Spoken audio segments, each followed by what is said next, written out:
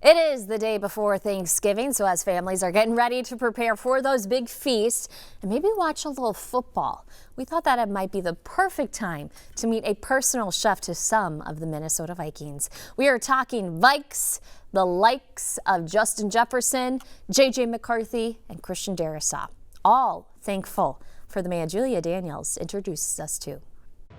Great athletes are made in the gym and on the field, but the path to winning really starts in the kitchen. It's been a blessing. And one chef just may be the secret ingredient. Meet Isaac Flomo, a Minnesota native with Liberian roots, bringing his own flavor to every dish he prepares. It just started with my mom, essentially. Like, she always was cooking, whether it was for parties, like, everybody knew to call my mom, so just being around that food environment. His mom's talents were strictly for their local community, but Flo knew there was an opportunity here, and he had the talent.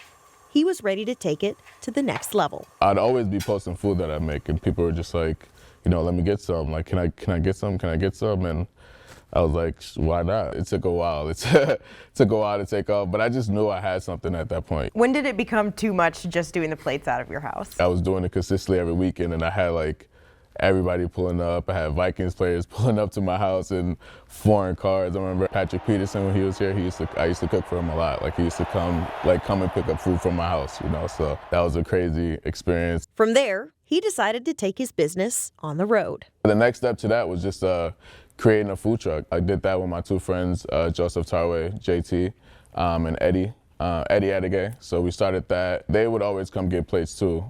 So they were like, yeah, Flo, you really got some. Like, whenever, they used to tell me all the time, like, whenever you're ready, bro, just let me know. And the fact that they believed in me, and I was like, yeah, I'm ready, let's do it. But he wasn't quite done expanding. I would do like Valentine's Day deals. Like, I'm like, hey, if you and a couple come get something. So that was kind of my way of practicing like the fine dining and stuff like that. And his fine dining skills caught the eye of a few different people that Minnesotans might recognize. When Flo's not on the truck, it's most likely he's spending time with some of your favorite athletes. And he spends nearly every day cooking for Vikings offensive lineman Christian Darrisaw. That's amazing. From the plates, him cooking for me every single day, his food was just great. And I knew I wanted this chef, someone that can really kind of learn what I like to eat and prepare meals for me. Flo ran into Christian at a store years ago and shot his shot. Told him like, hey, hey, I'm a chef, like, I cook good food. And he was cool. He was like, yeah, for sure, what's your Instagram? He was like, I'm looking for a chef, man. So if you can do it, like, let's do it. You know, he was telling me. So he was kind of the one that kind of like really instilled the confidence and like gave me a chance, man. And I appreciate him ever since then. Along with the confidence, Flo and Christian, in their own words, became family. Our relationship has grown ever since, man. Just the bond we've created, man, has gone from like client to like actual family. Flo's the guy, and we're kind of like brothers now, but yeah, I love him. And Flo was instrumental in Christian's recovery last year when he tore his MCL and ACL. Not even just being a client, just being a friend, like, because I know, like, that's tough. I really wasn't even wanting to eat during the surgery, and just him just being there preparing those meals for me. You got to stay on top of your nutrition throughout those months, just because some people you can lose track of it and go the opposite way, but having him helped a lot. And since Flo started working with Christian 5 years ago, business has been booming. The fact that like I've been working with him, he's blessed me into other opportunities, like other athletes that I done came into contact with. He caters for Timberwolves players Terrence Shannon Jr., Jalen Clark, and Rob Dillingham.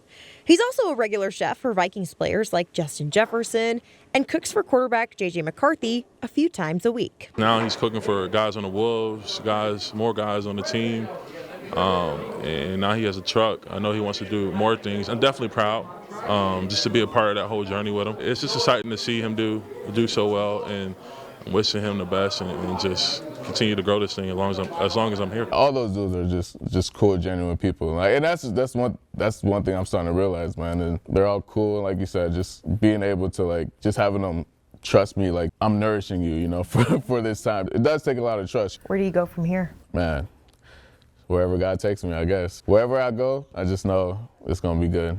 Julia Daniels, KARE 11 Sports.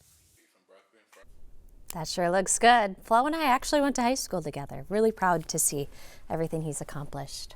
Well, as we are on the topic of food, anyone who lives here in the city knows that it is not all uncommon to have wild turkeys walk across your path, walk across your road too.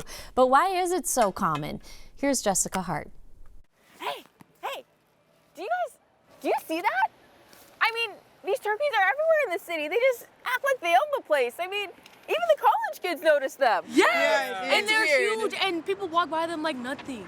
Trot around the University of Minnesota, and you'll actually see who runs campus. I had a friend that one time she came back from a business final and a turkey chased her all the way back to the dorm. I have never had such an encounter. They have been very peaceful every time I've come across them. They're so popular at the U, there's even an Instagram account documenting their adventures. I mean, they just parade around, but nobody thought they'd be in cities. Robert Blair, a U of M professor, says there's little research on why birds move to urban areas, but big birds tend to do well. So they're not susceptible to being eaten or killed in urban areas, and so we're getting lots of them. And clearly they're not scared of cars or people. Just becomes part of their daily environment. Roy Churchwell is a resident game consultant with the Minnesota Department of Natural Resources. Yeah, they do get used to their surroundings. So the turkeys that live on campus are used to people walking by, and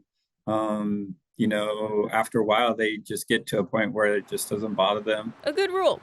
You don't bother them, they don't bother you. But they better get moving, because do they know what week it is? Yeah, they better watch out. Thanksgiving is coming. They know. In Minneapolis, Jessica Hart, KARE 11 News.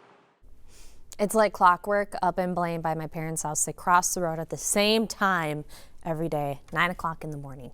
Now, with snow on the ground, though, you might start seeing these turkeys in large groups as food becomes scarce. The DNR says don't feed them. Stick with us. We got more news and weather coming up.